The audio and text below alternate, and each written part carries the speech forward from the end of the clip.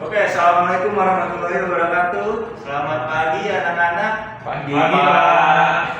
Ya, hari ini kita ada di pertemuan 16 ya.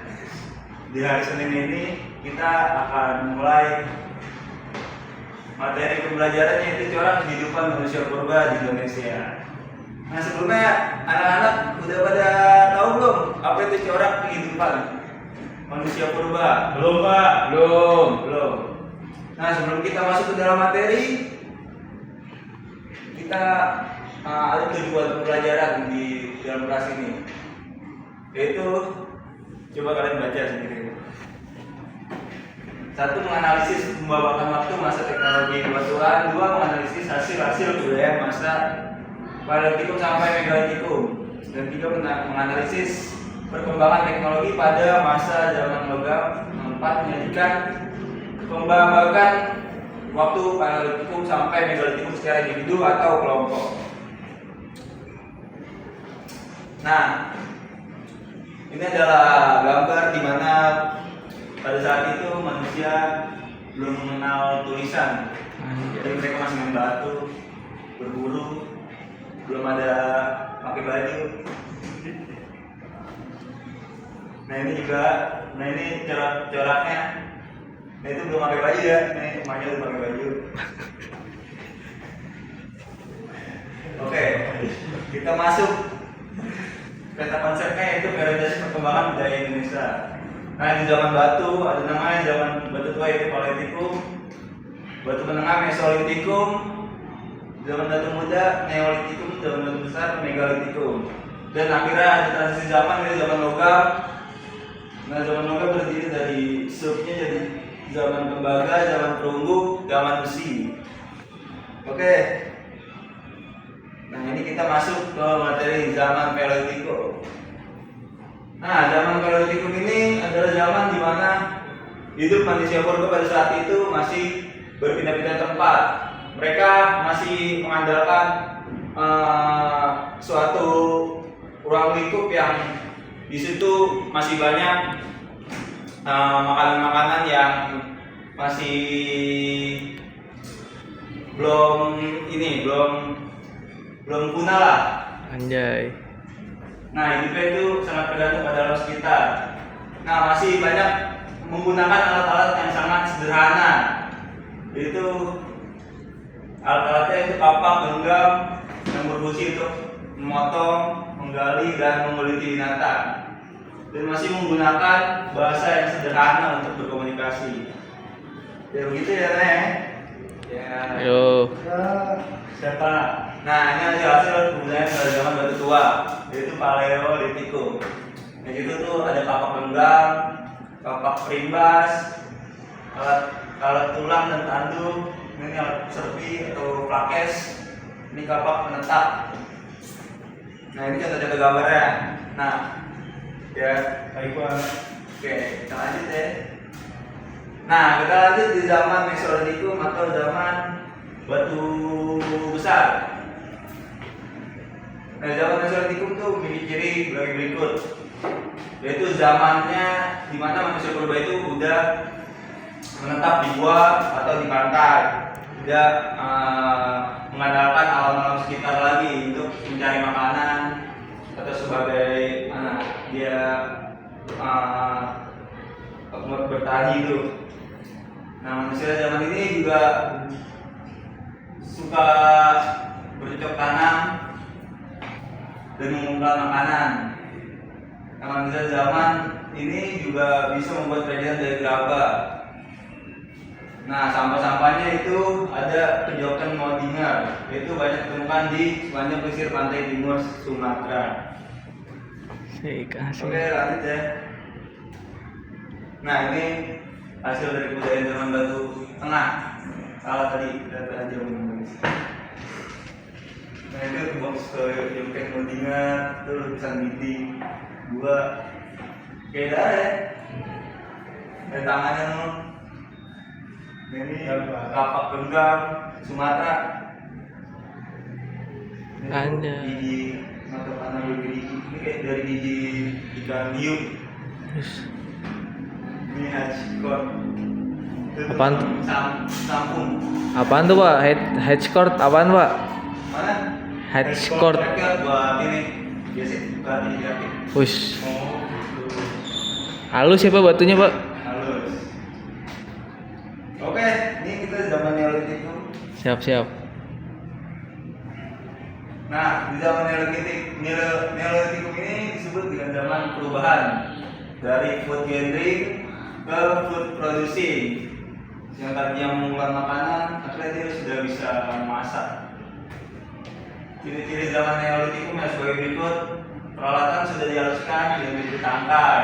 Ini dulu nggak ada tangkai itu, dia udah berpikir buat megang, buat berburu. Nah, ada lagi alat yang digunakan antara lain kapak persegi dan kapak lonjong. Nah, pakaiannya terbuat dari kulit kayu dan kulit binatang. Satu lagi. Nah, perhiasannya terbuat dari kulit kerang dan batu. Nah, batu yang dulu tuh jadi perhiasan loh. Yoi.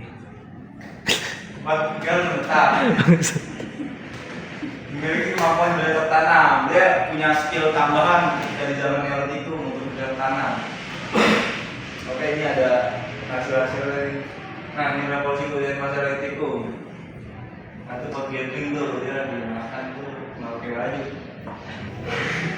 Ini food produksi, dia udah berkumpul, dia udah menetap tuh di sungai mana ya?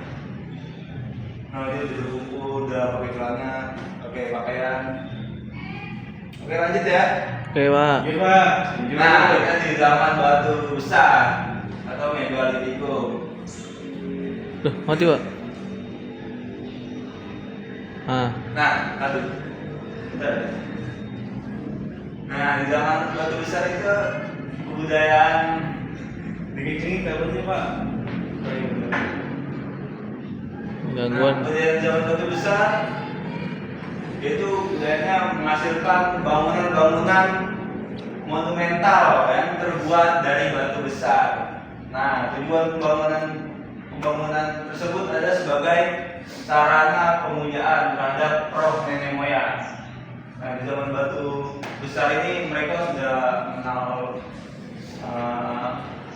agama. Nah, sampai saat ini masih banyak ditemukan sisa-sisa tradisi Megalitikum, ada di Nias, di Flores, Sumba, sampai Toraja di Sulawesi Selatan.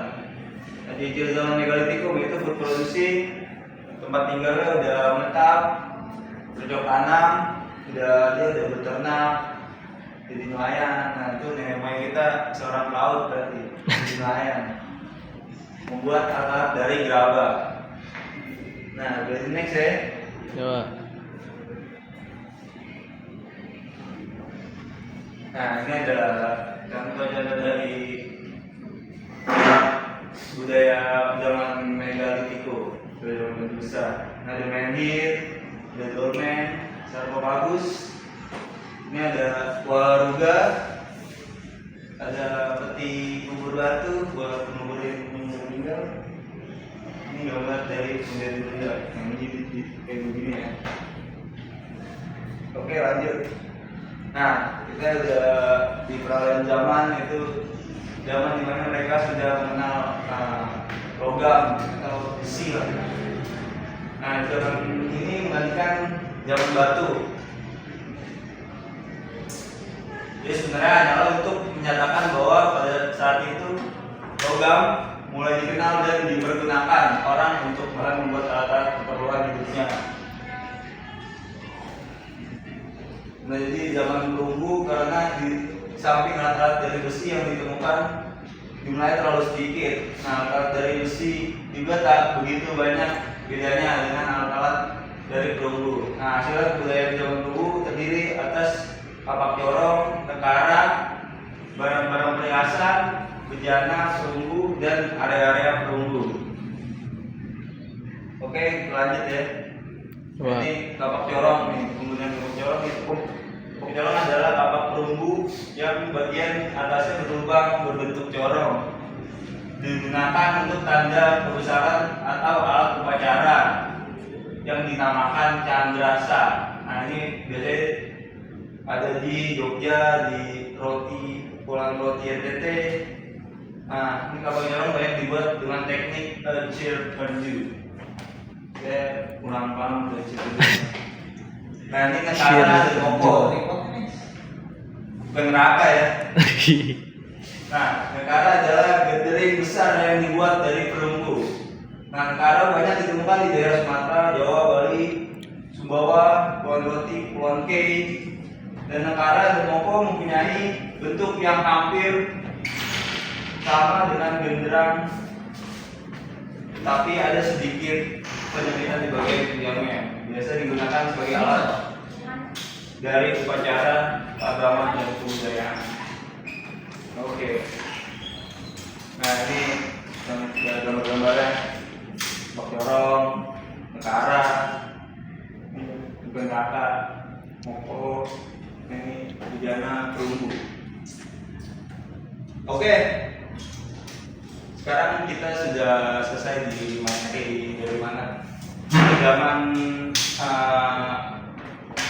corak kebudayaan pada zaman manusia purba saat itu. Nah, mungkin kita akan ada tugas ya, Nah ya? Ya, Pak. Dikumpulkannya kapan, Pak?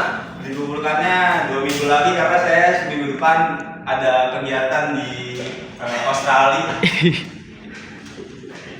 Kita ada berarti kita lengkap pertemuan. Ini pertemuan 16, besok 17 kita skip dulu. Kita berarti di pertemuan 18. Siapa? Oke. Oke, saya tutup pelajaran hari ini.